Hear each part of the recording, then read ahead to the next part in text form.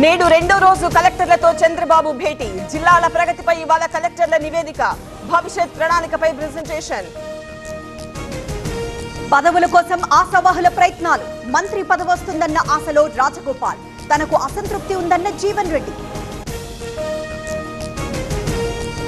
సిస్కోతో skill development ఒప్పందం. Cisco తరపున వచ్చిన రవీంద్రపై అభ్యంతరం. వైసీపీ సోషల్ మీడియాలో పనిచేశారన్న లోకేష్ పేషి. అమిత్ షాను కలిసిన టీడీపీ ఎంపీ లావు. లిక్కర్ ఫైట్ నడుస్తున్న టైంలో భేటీకి ప్రాధాన్యత. అక్రమ కేసులతో భయపెట్టలేరన్న పేర్ని. రుణమాఫీ విషయంలో దేవుళ్లపై సీఎం ఒట్టేశారు. మోసాన్ని ప్రశ్నిస్తే సస్పెన్షన్లు, కేసులు. కాంగ్రెస్ నేతలను రైతులు నిలదీయాలన్న హరీష్. తెలంగాణకు చైనా కంపెనీ BYD. భారీ పెట్టుబడులకు కంపెనీ ప్రణాళికలు. హైదరాబాద్ పరిసరాల్లో యూనిట్ ఏర్పాటు. ఏమండి, ఇప్పటి నుంచి నాకు ఇంటి పనిలో కొంచెం ఎక్కువ హెల్ప్ చేయండి. ఎందుకు? నీకు జాబ్ దొరికిందా?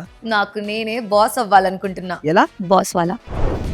బాస్ వాలా, బీ ద బాస్. పోలవరం పునరావాసం, భూసేకరణపై సమీక్ష. 49 పునరావాస కాలనీల పనులపై ఫోకస్. జూలై 15లోగా టెండర్లు పూర్తి కావాలన్న రామానాయుడు. సంఖ్యాబలం లేకపోయినా కుట్ర చేస్తున్నారు. బీసీ మహిళపై అవిశ్వాసం ఇస్తున్నారు. జీవీఎంసీ రాజకీయాలపై Botsa reaction. Araku coffee stall ప్రారంభంపై వివాదం. సర్కార్పై వైసీపీ ఎంపీ ఆగ్రహం.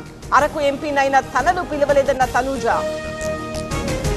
సినిమా నిర్మాణం కోసం జగ్గారెడ్డి కొత్త ఆఫీస్. జయలక్ష్మి ఫిల్మ్స్ పేరుతో జూబ్లీహిల్స్ లో ఏర్పాటు. ఉగాది రోజు ప్రారంభం. డేవిడ్ వార్నర్ కు రాజేంద్ర ప్రసాద్ క్షమాపణ. ఓ ఈవెంట్ లో వార్నర్ పై అభ్యంతరకర వ్యాఖ్యలు. ఆగ్రహించిన వార్నర్ అభిమానులు. ఖాజాగూడలో కొత్త కుంటను పరిశీలించిన రంగనాథ్.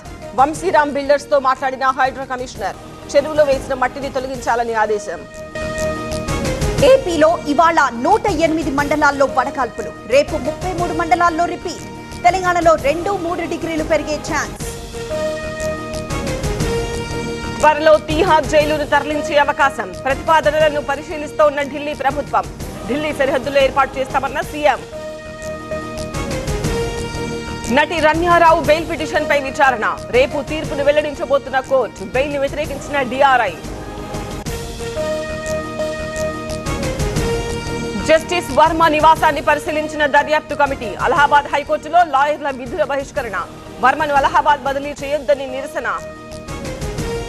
ప్రసాదాలపై జీఎస్టీ మినహాయింపు. ఆన్లైన్ ప్రకటనపై డిజిటల్ పన్ను రద్దు. లోక్సభలో ఆర్థిక మంత్రి నిర్మలా ప్రకటన.